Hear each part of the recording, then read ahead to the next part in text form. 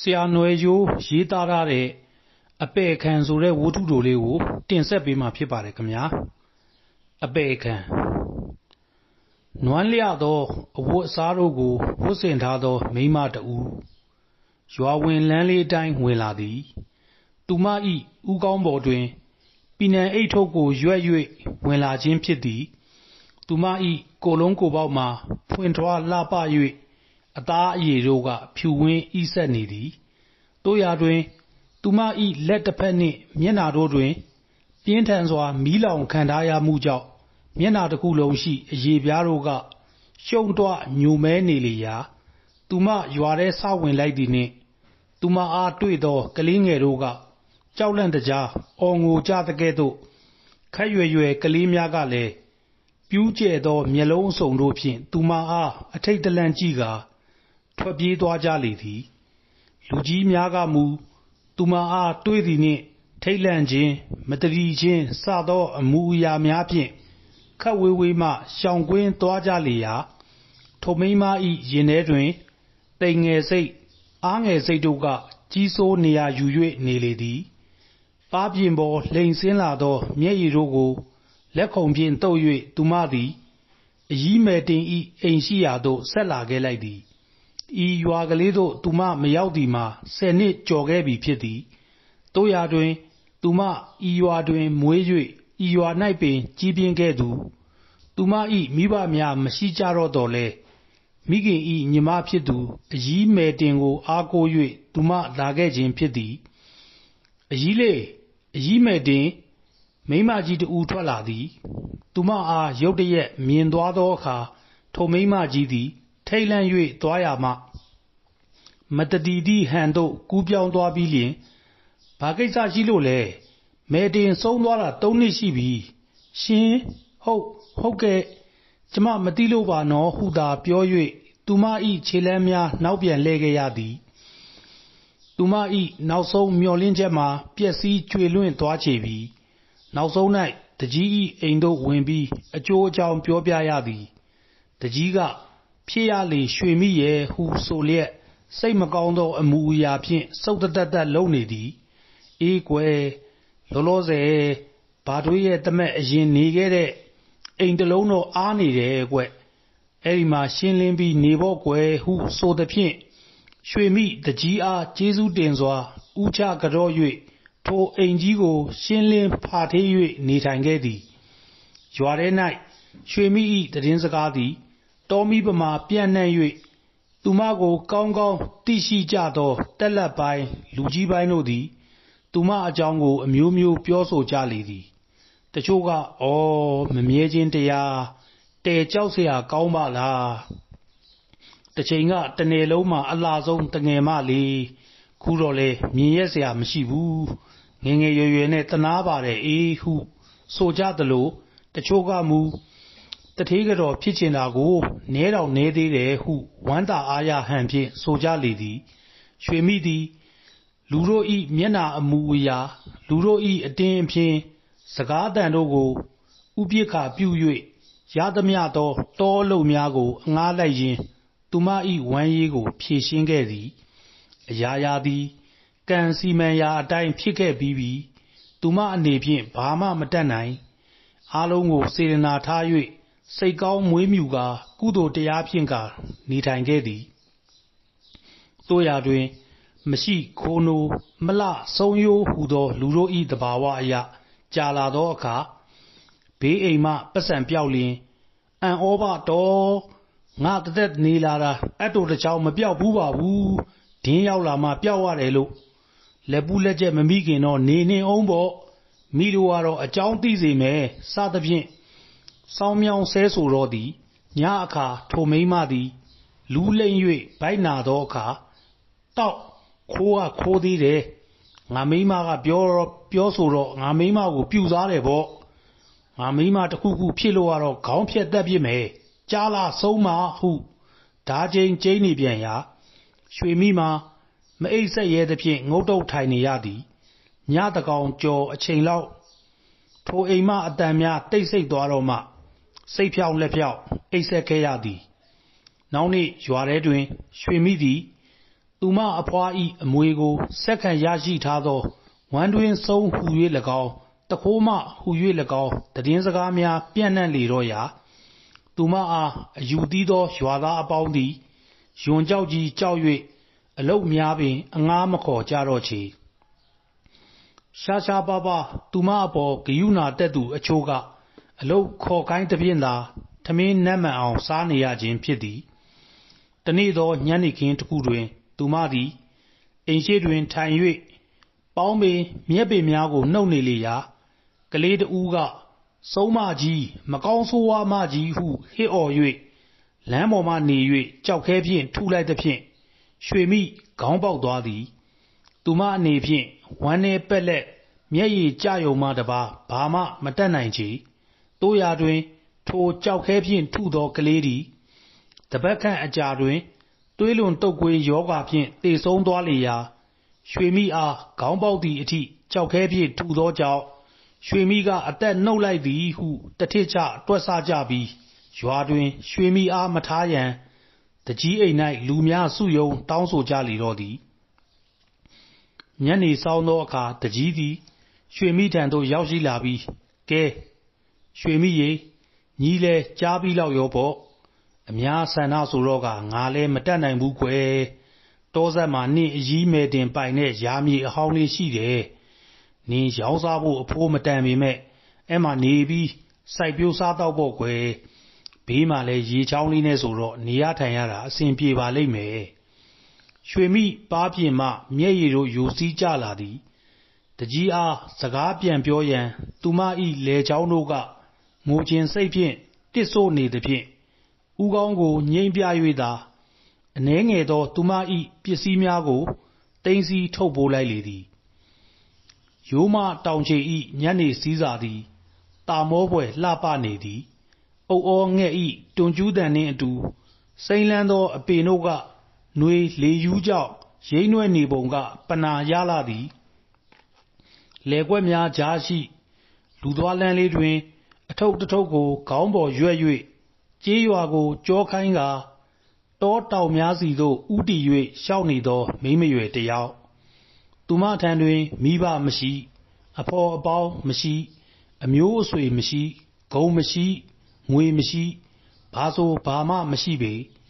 သူမတကိုယ်တည်းမျက်ဝန်းအိမ်တွင်ရစ်ဝဲနေသောမျက်ရည်တို့ကြားမှလမ်းကိုအနိုင်နိုင်ကြည့်ကာ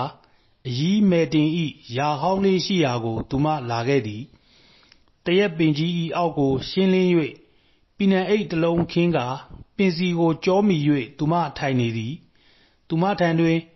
တဲဆောက်ရန်ဓားတစ်ချောင်းပါမလားထမင်းချက်ရန်ဆန်လဲမရှိတော့ချေသူမဗိုက်ထဲမှတကြုတ်ကြုတ်အော်မြည်၍စာလောင်သည်ရာသီဥတုကပူသည်တောဆက်ရှိမှက်ခြင်တို့ကဝိုင်းအောင်ကြိုက်ခဲသဖြင့်မီးဖိုတစ်ခုကိုသူမဖိုလိုက်သည်ထိုအခါပူပြင်းလာသောရာသီဥတုနှင့်မီးဖိုမှအပူရှိန်ပေါင်းဆက်၍ပို၍ပူလောင်သည်တို့ရာတွင်သူမ၏ရင်ထဲမှအပူကိုကားမိနိုင်မည်မဟုတ်ချေသူမ၏ကိုယ်ခန္ဓာသည်နေရာမှမရွေ့တုတ်တုတ်မြမလှုပ်တော်လဲသူမ၏စိတ်တို့ကအတိတ်စီသို့ခရီးထွက်သွားလေသည်ရွှေမိဤအမည်သည်ရိုးမတောင်ချေတကြောလုံးရှိရွာများတွင်ရေပန်းစားသည်ကာလသားများလူပြိုကြီးများတခုလက်မုတ်ဆိုးဖိုပါမကြံရွှေမိကိုလိုချင်ကြသည်သူမ၏အလှတွင်နှင်မျောကြကုန်သည်ရွှေမိမှာအသက်16နှစ်အပြိုပေါက်လေးတစ်ယောက်ဆိုတော်လဲသူမကလှသည်မိုးကာလပြူထွက်လာသောမြစ်စို့ကြီးနယ်ဖြူဖြူဖွေးဖွေးရေစေးငါးကြီးနယ်မိန်းမတို့၏ရှိအပ်သောအလှအပတို့အစွမ်းကုန်ဖွင့်ထွားယုံမြမကသူမ၏ရုပ်အစင်းမှလည်းထိုခေတ်ကရုပ်ရှင်မင်းသမီးများပင်လက်မှန်ချရအောင်လှသည်သူမ၏အသားအရည်ကလည်းဖြူစင်ဝင်းဝါလျက်ရှိပေရာသူမအားတောသူတစ်ယောက်ဟုပင်ထင်ရက်เสียမရှိပေသူမ၏မိဘများမရှိကြတော့သဖြင့်အကြီးလေးမယ်တင်နှင့်သာနေထိုင်ရင်းလူလားမြောက်ခဲ့ရသည်ထိုစဉ်ကသူမနှင့်အကြီးလေးမယ်တင်မှာရွာပြင်တစ်ဆွဲလန်းနှစ်ဘေးတွင်ထမင်းဆိုင်လေးဖွင့်၍ရောင်းချနေခဲ့ကြသည်အစိုးရတစ်ထုတ်လုပ်ရေးစခန်းမှဝန်ထမ်းများအရာရှိများမကြံ ရွှေမိတို့ထမင်းဆိုင်တဲလေးတွင်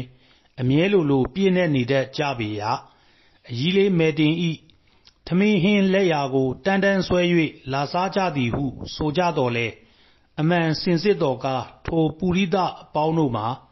ရွှေမိဤအလှအပတွင်နစ်မျော၍အပြိုင်အဆိုင်လာရောက်ပိုးပန်းရင်းစားတောက်နေကြခြင်းပင်ဖြစ်ပေသည်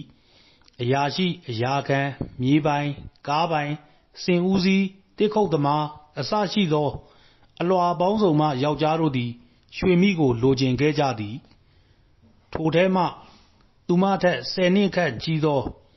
တစ်ကားပိုင်ကိုစိုးနိုင်သည်သူမကိုတိတိတသာမပိုးပန်းပဲအကြီးမယ်တင်ဤထမင်းဆိုင်တဲလေးကို၎င်းဤတပည့်များနှင့်အသည့်ပြန်လည်တိဆောက်ပေးခြင်းမြို့မှပြန်လာလျင်တူရီ2 ယောက်လုံးအတွက်အဝတ်အစားလက်ဆောင်များကိုအမြဲမပြတ်ဝယ်လာပေးခြင်းအကြီးမယ်တင်နှင့်လေကြောတဲ့အောင်ပေါင်းတင်၍အပီကတ်နေလေရာရွှေမိက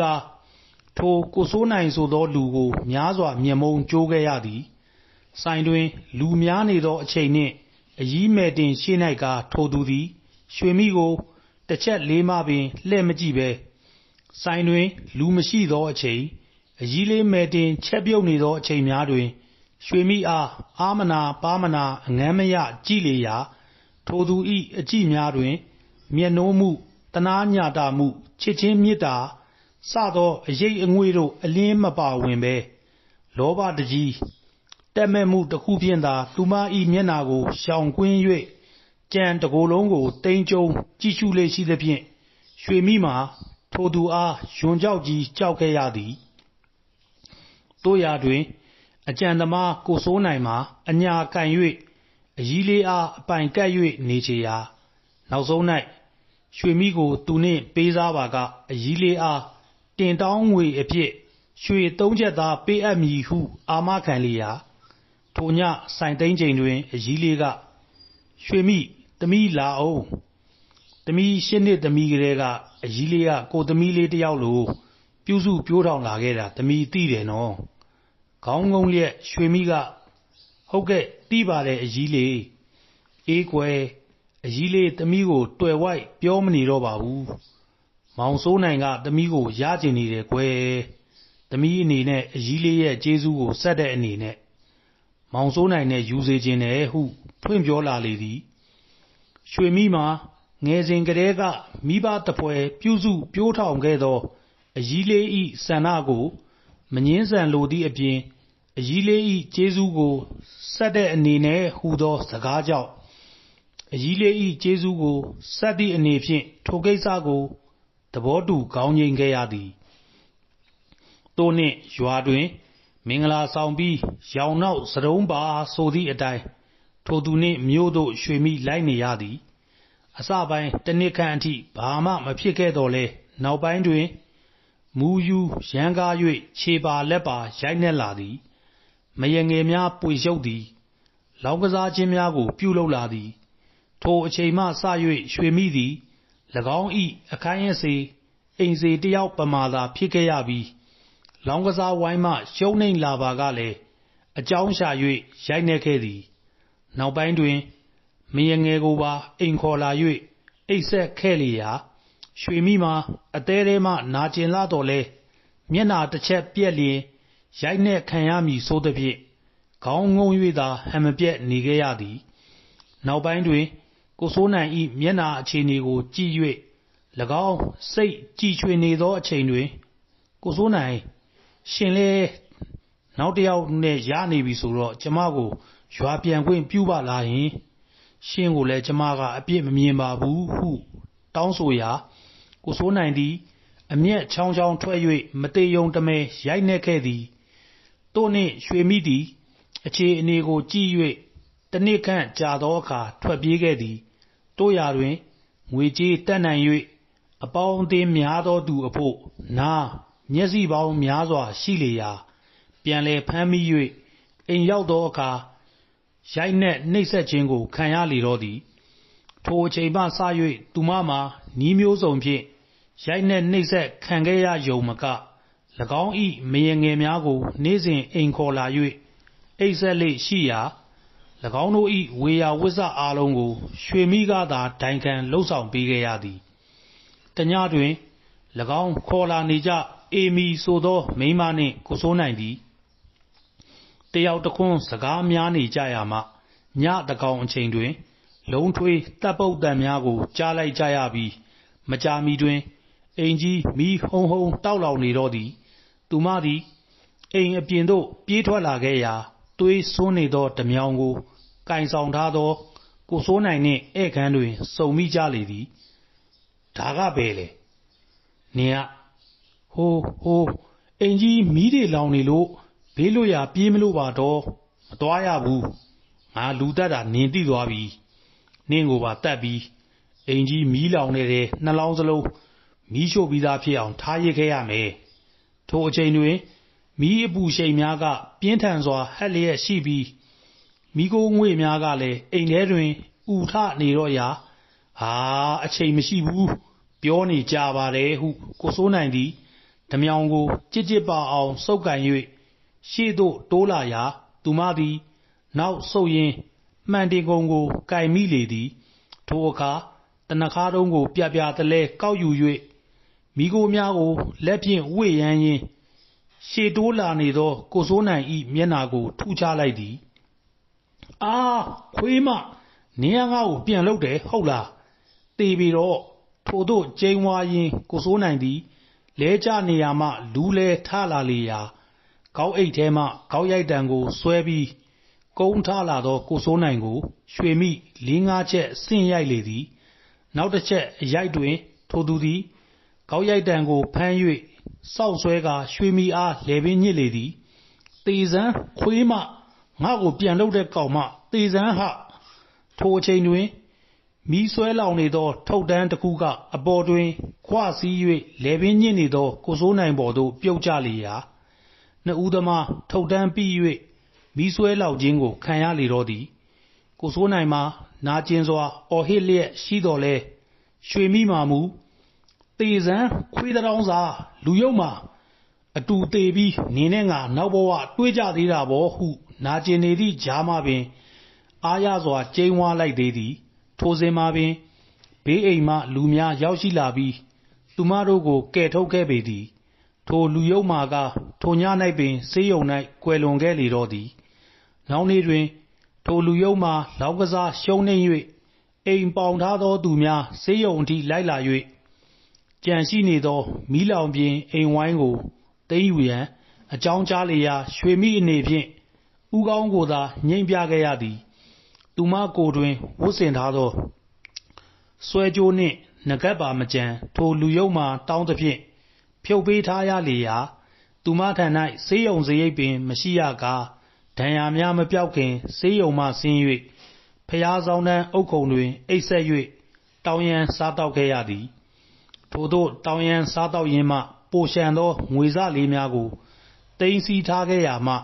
လမ်းစရိတ်ပြည့်သောအခါအကြီးလေးကိုအားကိုး၍ရွာပြန်ခဲ့ခြင်းဖြစ်သည်သူမအတွေးလွန်နေရာမှမျက်ရည်များကိုတုပ်၍စာလောင်ခြင်းအနှဲငယ်တက်တာစေရန်တရသီးစိမ်းများကိုခူးဆွတ်၍စားဖြင့်တို့စားကာအိပ်ဆက်ရန်ကြိုးစားရလေသည်နောက်နေ့တွင်လောကကြီးအားရင်ဆိုင်ရန်သူမကြိုးစားရမည်ခွန်အားပြည့်တင်းနေမှရမည်ຫນွေခေါင်ခေါင်ဤမနက်ခင်းသည်လောကကြီးအားစတင်လောင်မြိုက်လျက်ရှိရာတဟုံဟုံတိုက်ခတ်နေသောလေတို့ကလည်းပူပြင်းနေပေတော့သည်ဖိုးထူးတယောက်တောဆက်ရှိတရက်ပင်ကြီးနှစ်ဘေးရှိခြုံအကွယ်မှနေ၍တရက်ပင်ကြီးအောက်တွင်ညှိုးငယ်စွာထိုင်နေသောမိန်းမကိုချောင်းကြည့်နေသည်ညကလည်းထိုမိန်းမတရက်ပင်ကြီးအောက်တွင်အိပ်ဆက်ခဲ့သည်ယခုအိပ်ရာနိုးတော့လေအပင်ကြီးအောက်တွင်ညှိုးငယ်စွာထိုင်နေပြန်သည်ဒုက္ခရောက်နေပုံရသောထိုမိန်းမကို၎င်းကူညီလိုသည်တို့ရာတွင်၎င်းခြုံကွယ်မှထွက်သွားလျင်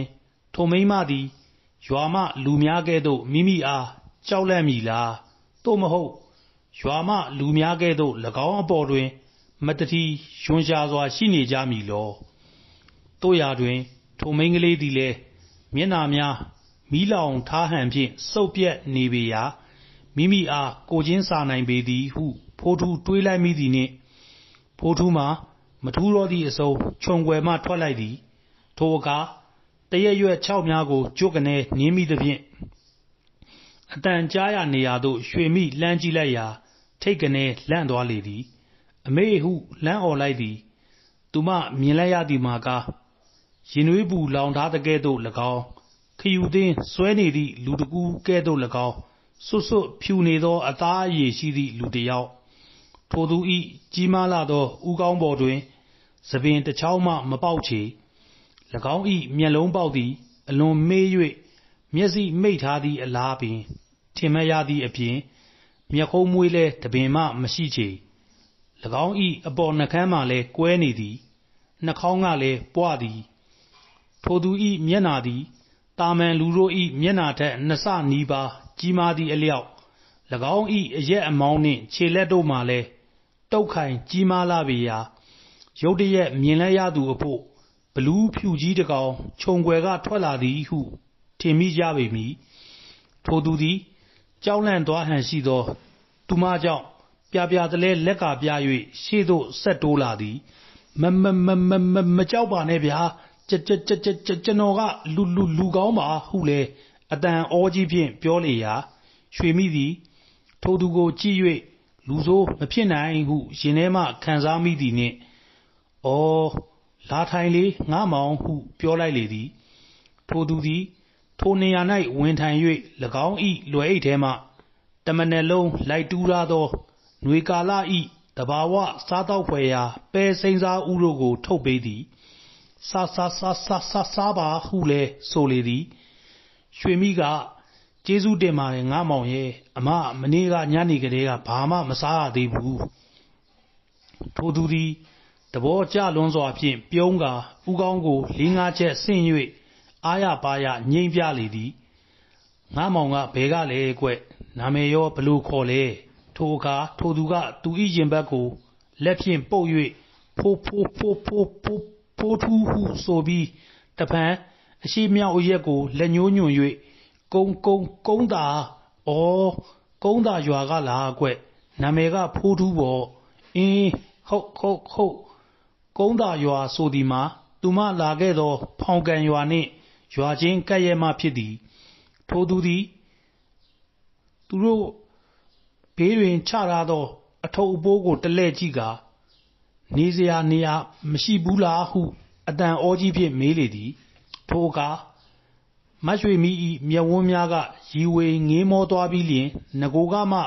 ရင်ဖွင့်ချင်နေပေရာသူမသည်ယခင်ကဖောင်ကန်ရွာသူဖြစ်ခဲ့ကြောင်းထိုအချိန်ကသူမသည်အရီးမဲ့တင်နှင့်တစ်ဆွဲလမ်းဘေးတွင်ထမင်းဆိုင်ဖွင့်သည်မှစ၍ယနေ့အချိန်ထိကြုံတွေ့ရခဲ့ရပုံတို့ကိုပြောပြလိုက်လေသည်မျက်ရည်များရစ်ဝိုင်းလျက်နားထောင်နေသောဖိုးထူးသည်ရွှေမိစကားဆုံးသောအခါအံကိုကျဲ့၍၎င်း၏ပါးပြင်ပေါ်ယိုစီးကျလာသောမျက်ရည်များကိုတုပ်ကာအတူတူပဲကျွန်တော်လည်းဖုန်ကြီးနားမှာနေတာဖုန်ကြီးပြန်လွန်တော်မူတော့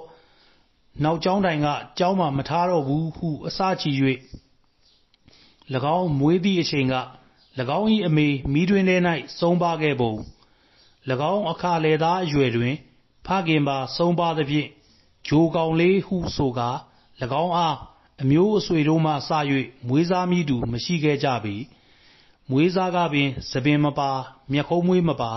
ဖြူဖက်ဖက်အသားအရည်တို့ဖြင့်သွားလေးချောင်းပါလာသဖြင့်၎င်းကိုဘလူးလေးဟုသမုတ်ခဲ့ကြပြီးမွေးစားကပင်မိခင်အားပြန်စားခဲ့ပြီးနောက်တွင်ဖခင်ကိုပါထပ်မံစားခဲ့သည်ဟုပြောဆိုခဲ့ကြသည်ထိုအခါဆရာတော်ကမွေးစား၍၎င်း၏ထူးခြားသောရုပ်ဆင်းအင်္ဂါကြောင့်ဖိုးထူးဟုခေါ်ဆိုခဲ့ပုံ၎င်းသည်ထိုဘုန်းကြီးကျောင်း၌ပင်အရွယ်ရောက်ကြီးပြင်းခဲ့ရပုံထိုဆရာတော်ပြန်လွန်တော်မူသောအခါနောက်ဆရာတော်က၎င်းအားကျောင်း၌မထားတော့ပုံရွာထဲရှိလူတို့၏သူအားဆက်ဆုပ်ယွန်ရှာပုံအနိုင်ကျင့်ခိုင်းစေပုံတို့ကိုအထစ်ထစ်အငေါငေါဖြင့်ပြောပြချသည်ဆက်လက်၍၎င်းသည်လက်ရှိနေထိုင်စရာမယ်ရရဟု၍မရှိဘဲခက်လန်းလန်းတောဆက်ရှိတောင်ယာတဲဟောင်းတစ်လုံးတွင်နေထိုင်ကြောင်းပြောသည်ကံတူအကျိုးပေးနှစ်ဦးစုံတွေ့ကြခြင်းဖြစ်သည်ရွှေမိသည် ဖိုးထူးကိုကြည့်၍ရိုးဖြောင့်စိတ်ထားဖြူစင်သောသူတစ်ယောက်ဟုအတတ်သိလေသည်ဖိုးထူးသည်ခဏနော်ဟုဆိုလျက်တောထဲဝင်ရောက်ပျောက်ကွယ်သွားပြီးလျှင်ခဏကြာသောအခါဆန်စီရိတ်ခါအနည်းငယ်နှင့်ဓမ္မတစ်ချောင်းယူဆောင်လာသည်တဲဆောက်ဖို့အမနေဖို့ဟုဆိုရာဆန်စီရိတ်ခါများကိုသူမလက်သို့အပ်၍တောဆက်တွင်တစ်ဝါးများကိုခုတ်နေလေရာရွှေမိကထမင်းဟင်းများချက်ပြုတ်၍နေခင်းအချိန်တွင်ထမင်းလက်စုံစားကြလေသည်ရွှေမိကဖိုးထူးအားခူးခတ်၍ဂရုတစိုက်ကျွေးမွေးသည်၎င်းတို့သည်တဦးမျက်နှာတဦးကြည့်၍ကိုယ်စီပြုံးလိုက်ကြသည်ရွှေမိ၏ရှုံ့တွနေသောမျက်နှာသည်ပြုံးမှန်းငိုမှန်းမသိရတော့လဲသူမ၏မျက်ဝန်းများကိုကြည့်၍ဖိုးထူးခံစားနားလည်နိုင်သည်စစ်မှန်သောရင်ထဲမှအပြုံးဖြင့်မိမိအားပထမဆုံးနှစ်ကာပြုံးပြသော